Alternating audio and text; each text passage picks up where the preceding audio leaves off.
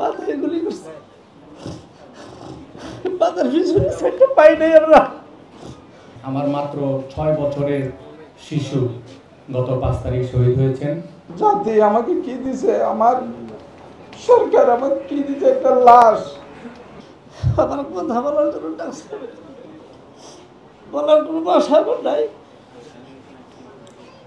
আমার ছেলে আব্দুল নূর আসি, সে লিফটের উপরে দাঁড়ানো ছিল, ওইখান থেকে প্রথমে 2টা বাড়ি দিছে। বাড়ি দেওয়ার ফলে যখন দৌড় দিছে, মাথায় গুলি করছে, মাথার পিছনে একটা পাই নাই আমরা। এই অবস্থায় ঢাকা মেডিকেলে ছাত্ররা নিয়ে গেছে। ওইখান থেকে আমি রাত্র 8টার পরে লাশ পাইছি, গ্রামের বাড়ি থেকে পাঠিয়েছি। আমার একটা নাতি আছে 3 বছর বয়স, সেখানে বলে যে বাবার শরীরে কেন রক্ত, আর কিছু বলে না। আমার বাবার উড়ে দাও বলে।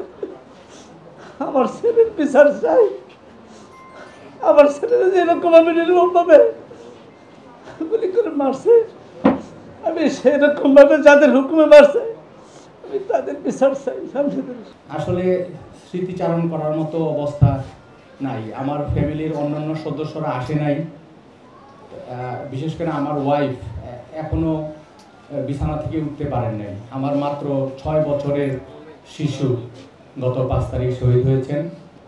আমার এই ছেলের নামও ছিল জাবির ইব্রাহিম। আসলে আল্লাহ সুবহানাহু ওয়া তাআলা তাকে পছন্দ করছেন, এই জন্য হয়তো আমাকে আল্লাহ ধৈর্য ধারণ করছেন, আমার ফ্যামিলিকেও ধৈর্য ধারণ দিয়ে সেই দোয়া করবেন। আমরা তো 1 স্বৈরাচারে বিদায় করছি, আরেক স্বৈরাচার বিদায় করতে যা আমার ছেলে শহীদ হয়েছে। আমরা দেশের জন্য আর কত কিছু করব। আমার জীবন যৌবন সবই চলে গেছে বিদেশের মাটিতে, দেশের জন্য যুদ্ধ করছি। আজকে আমার ছেলেই হয়েছে, শহীদ হয়েছে। আমি কার কাছে বিচার পাবো? আমি যখন আমার ছেলেকে ফোন করলাম, আব্বু ঢাকার অবস্থা তো অনেক খারাপ, তো তুমি চলে আসো। উনি আমাকে বলছে, আব্বু দেখো এই উত্তরাতে আমার সামনে 7 জন ভাইরা শহীদ হয়েছে। আমার বুকে তো মানাইতেছে না, আমি মানতে পারতেছি না, আমি কি করে যাব। তো উনি বলছে আমি সেভ করে চলতেছি, কি করব, বাসায় গেলে পুলিশে ধরে নিয়ে আনে।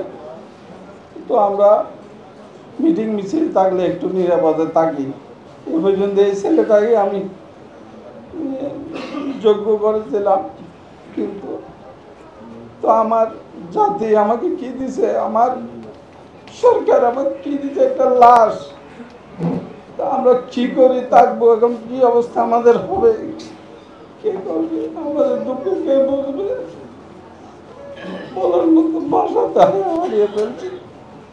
এখন আমি নিজে পঙ্গুর মতো হয়ে গেছি, আপনাদেরকে কি বলবো বলতে পারতেছি না। আমি একটা এনজিওতে চাকরি করি, সেই সুবাদে মাঝদি শহরে আমি বাসা ভাড়া থাকি। আমার এই 2 ছেলে 1 মেয়ে। এই শহীদ মাহমুদুল হাসান রিজভী আমার বড় ছেলে। সে লক্ষ্মীর পলিটেকনিক্যালে 8ম সেমিস্টারে যখন উঠলো, তারে ইন্টার্নি করার জন্য ঢাকা পাঠালো। আমার ওয়াইফ আইনে আমার ছেলেকে একটা এই উত্তরাতে বাসা ভাড়া করি 2 তারিখে উঠে দিয়ে গেছে। আমার ছেলে এমনি একটু সামাজিক কাজের সাথে সবসময় সম্পর্ক থাকতো। 18 তারিখ সন্ধ্যায় আমার কাছে খবর আসে যে আমার ছেলে ইনজুরি হয়েছে। তার বন্ধুরা আমাদের খবর জানালো। আমি বললাম যে কি ইনজুরি হয়েছে তার। এরা আমারে কিছু বলে না, বলতেছে যে হে একটু ইনজুরি হয়েছে, আপনারা আসতে। আমি একটু ইনজুরি হলে তো আমি আসার দরকার নেই।